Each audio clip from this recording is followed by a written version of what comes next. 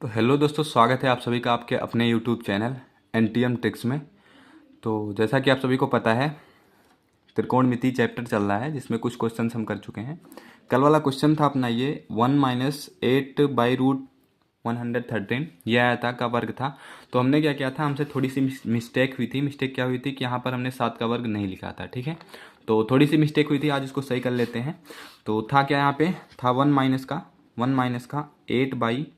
- 8 √113 का whole square पूरे का बटा 1 - 7/√113 का होल स्क्वायर। ठीक है, ये अपना सॉल्व करना था।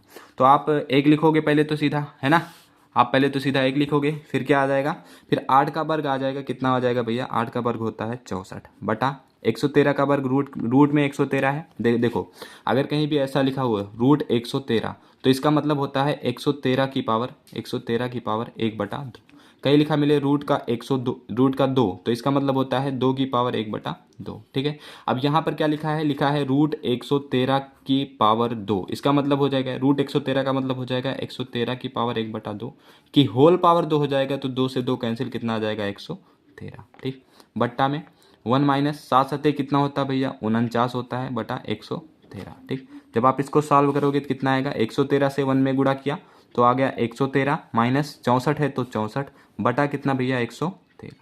ये बट्टा है, आपको पता है, अगर कहीं भी बट्टा हो तो उसको हम भाग के रूप में लिख सकते हैं। हमने लिखा भागे, 113 से 1 में गुणा हुआ, आ गया 113 माइनस का 49 है तो 49 पूरे का बटा 113। ठीक, अब अगर हम कहें कि इस भाग को हम चेंज करना चाह रहे हैं गुणा में, तो ये जो भिन्न होता है वो क्या होता है भैया, पलट जाता है। ठीक, तो 113 से जब आप 64 को घटाओगे तो कितना आएगा, 113 से आप 64 को घटा रहे हो तो आएगा अपने पास 49। ठीक है, 49 बटा कितना 113 गुणा में 113 से 49 को घटाओगे तो कितना आ जाएगा, 113 से 49 को घटाने पर आएगा 64। लेकिन ये देखो अंश में आ रहा है, हमने इस भाग को किसमें, गुणा में चेंज किया है, तो ये कहाँ चला जाएगा, ये चला जाएगा हर में, आ जाएगा 64। और ये हर जो है ये किस में चला जाएगा, अंश में, मतलब 113।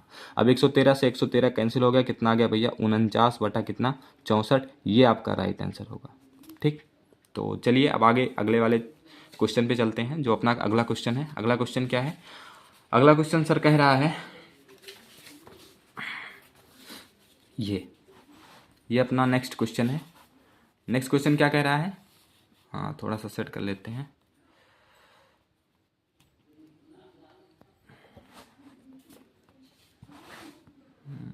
एक सेकेंड,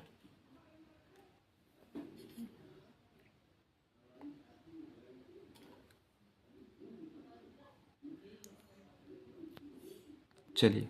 तो नेक्स्ट क्वेश्चन कह रहा है कि यदि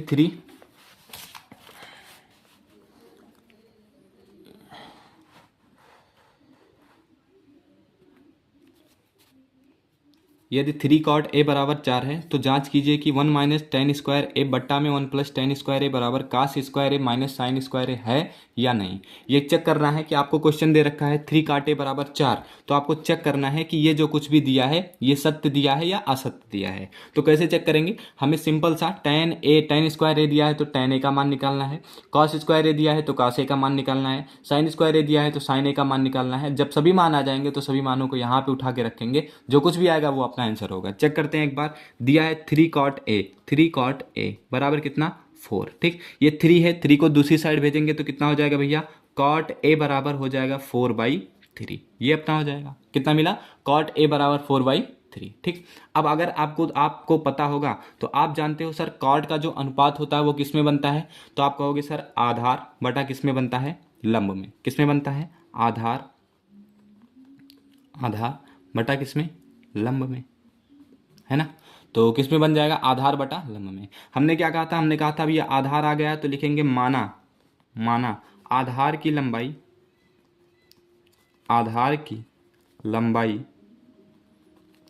4x, फिर माना ये लंब है, लंब के सामने 3 है तो लंब की लंबाई कितना मान लोगे आप, लंब की लंबाई आप कहोगे सर 3x। ठीक है, यहाँ एक छोटा सा त्रिभुज बना लेते हैं। ये अपना त्रिभुज है, कौन सा, समकोण त्रिभुज है। इस त्रिभुज में हम बोलेंगे ये अपना a है, ये अपना b है, ये अपना c है। तो अगर आप इसको a मानेंगे तो इसके हिसाब से ये अपना आधार हो जाएगा, ये अपना हो जाएगा लंब, और ये क्या हो जाएगा, कर्ण। क्यों? क्योंकि सर बी जो है समकोण है और समकोण के सामने जो कुछ भी भुजा होती है हमेशा और हमेशा क्या होती है, कर्ण होती है। ठीक, तो आधार की लंबाई ये माना है। अब हम क्या लगाएंगे, हम लगाएंगे पाइथागोरस प्रमेय। क्यों लगाना है? क्योंकि अब हमें जो एक भुजा नहीं पता है उसका मान पता करना है, तो हम लगाएंगे पाइथागोरस प्रमेय। लिखते हैं पाइथागोरस, पाइथागोरस प्रमेय, प्रमेय से। तो जब हम पाइथागोरस प्रमेय लगाएंगे, पाइथागोरस प्रमेय कहती क्या है, कहती है सर जो कर्ण का वर्ग होता है वो बराबर होता है लंब के वर्ग, लंब के वर्ग और आधार के वर्ग के योग के, आधार के वर्ग के योग के। ठीक भैया, तो यहाँ से अगर हमें कर्ण निकालना है तो लंब दिया कितना है, आप कहोगे लंब सर 3x दिया है, तो हो जाएगा 3x का होल स्क्वायर, प्लस में आधार कितना दिया है, आधार दिया है 4x, तो हो जाएगा 4x का होल स्क्वायर। 3x दिया है तो 3 का वर्ग कितना हो जाएगा 9x स्क्वायर, प्लस में 4x दिया है तो 4 का वर्ग हो जाएगा 16x स्क्वायर। अब आप अगर जोड़ोगे तो 9 में 16 जुड़ेगा, आ जाएगा 25x स्क्वायर है, तो यहाँ भी आ जाएगा x स्क्वायर बराबर क्या आ गया भैया, कर्ण का स्क्वायर। ठीक, हम क्या करेंगे, हमें स्क्वायर खत्म करना है तो दोनों तरफ का स्क्वायर रूट लेंगे। जब आप स्क्वायर रूट लोगे तो यहाँ बच जाएगा कर्ण, कर्ण बराबर कितना आ जाएगा, यहाँ आ जाएगा 5x। अब कर्ण की लंबाई आपको पता है, पता क्या करना है आपको, tan का मान पता करना है, आपको cos का मान पता करना है, आपको sin का मान पता करना है। तो आप क्या लिखोगे, आप यहाँ सिंपल सा लिखोगे, सर हमें पता है tan a बराबर क्या होता है, लंब बटा आधार। तो लंब कितना है, लंब आपको दे रखा है 3x बटा आधार कितना है, आधार दे रखा है 4x।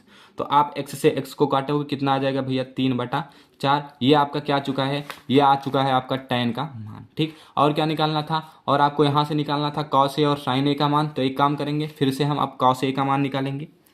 cos a बराबर क्या होता है, आपने पढ़ रखा है, हमने आपको बताया था लाल बटा कक्का। आपको याद करने का तरीका हमने बताया था क्या भैया, लाल बटा कक्का, ये हमने आपको तरीके बता रखे थे ना। अब आप कहोगे सर cos a लेना है, तो cos क्या होता है, cos यहाँ a दिख रहा है, a मतलब आधार बटा k मतलब कर्ण। तो cos a बराबर क्या आ जाएगा, cos a बराबर आ जाएगा आधार बटा कर्ण। ठीक, तो आधार बटा जब कर्ण आएगा तो आधार कितना होता है, आधार दे रखा है आपने अभी लिखा है कि माना आधार की लंबाई 4x, तो आधार दिया है 4x, तो यहाँ हम कितना लिख लेंगे, यहाँ हम लिख लेंगे 4x पूरे का बटा कर्ण आपने अभी निकाला है, कितना आया है 5x, तो यहाँ हम लिखेंगे 5x, x से x कैंसिल होगा, कितना आ गया 4/5, ये आ गया है cos a का मान। अब हमें किसका मान निकालना है, अब हमें निकालना है sin a का मान। तो जब आप sin a का मान निकालोगे तो कितना आएगा, यहाँ से देखोगे आप लाल बटा कक्का से, तो ये होता है लंब, ये होता है कर्ण, लंब बटा कर्ण। ठीक है, sin a का मान कितना मिल गया, लंब बटा कर्ण। लंब का मान कितना है, लंब का मान आपने बोला है 3x, तो कितना हो जाएगा, लिखोगे sin a बराबर आएगा लंब बटा कर्ण।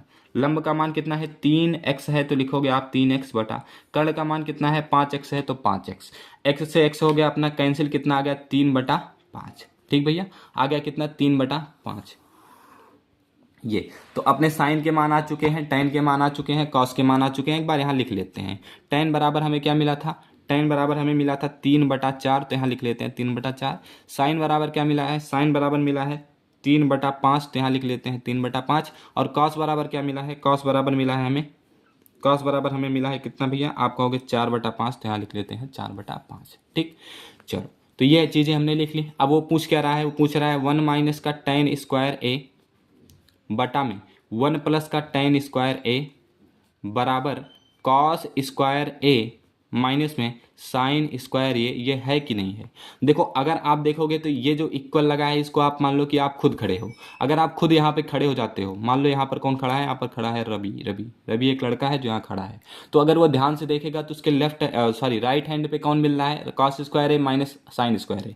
लेफ्ट हैंड पे कौन मिल रहा है, 1 माइनस tan स्क्वायर ए अपान में 1 प्लस tan स्क्वायर ए। तो ये जो साइड होगी ये रवि के लेफ्ट हैंड वाली साइड होगी, ये राइट हैंड साइड होगी। तो हम इसको बोलेंगे लेफ्ट हैंड साइड। क्या बोलेंगे भैया, लेफ्ट हैंड साइड। तो लेफ्ट हैंड साइड में जब आप पता करोगे तो लेफ्ट हैंड साइड है 1 माइनस का tan स्क्वायर ए पूरे का बट्टा में 1 प्लस का tan स्क्वायर ए, ये अपना है। ठीक, तो यहाँ से जब आप सॉल्व करोगे तो 1 माइनस, देखो कभी भी ऐसा लिखा रहे tan स्क्वायर ए, यहाँ कहीं कभी भी लिखा रहे tan स्क्वायर ए, तो ये बराबर होता है tan ए का होल स्क्वायर, इसके बराबर होता है। ठीक है भैया, तो ये जो चीज़ें हैं ये आपको याद रखनी है। तो tan स्क्वायर ए मतलब tan ए का होल स्क्वायर, और tan ए का मान आया है 3/4, तो आप क्या लिख लोगे 3/4 का होल स्क्वायर पूरे का बट्टा 1 प्लस का tan स्क्वायर ए मतलब 3/4 का क्या भैया, होल स्क्वायर।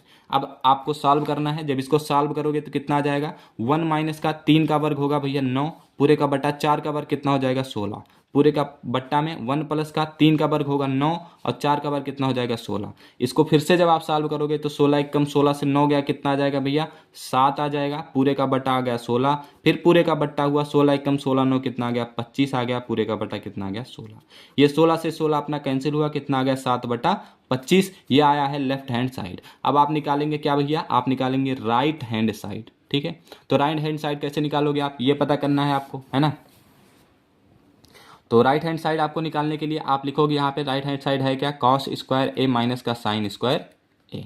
और आपको पता है कि ये जो कुछ भी है कॉस स्क्वायर ए माइनस साइन स्क्वायर ए, इसको हम कह सकते हैं सर कॉस ए का होल स्क्वायर माइनस में साइन ए का होल स्क्वायर, ये कह सकते हैं। ठीक, तो कॉस ए का मान कितना निकाला है 4/5, तो यहाँ पे लिखेंगे हम 4/5 पूरे का वर्ग, माइनस में साइन ए कितना निकाला है 3/5, तो यहाँ लिखेंगे 3/5 पूरे का क्या भैया वर्ग। ठीक, तो यहां से लिखोगे 4 का वर्ग कितना होता है 16 होता है, बटा 5 का वर्ग कितना होता है 25 होता है, माइनस में 3 का वर्ग कितना होता है कहोगे भैया 9 होता है, और 5 का वर्ग कितना होता है कहोगे 25 होता है। अब आपने पढ़ रखा है कि अगर दो भिन्नों का घटाव दिया हो और दोनों भिन्नों में हर बराबर हो तो क्या करते हैं, अंश को डायरेक्ट घटा लेते हैं। तो जब घटाएंगे तो आएगा 16 माइनस 9 बटा पूरे का हर कितना है 25 है। आप इसको सॉल्व करो कितना आ रहा है 7/25। तो आप आंसर में क्या लिखोगे, लिखोगे कि दी हुई चीज़ें क्या है भैया सत्य हैं, या हाँ ठीक है यही लिख देना, क्या दी हुई चीज़, या फिर डायरेक्ट लिखना 1 प्लस tan स्क्वायर ए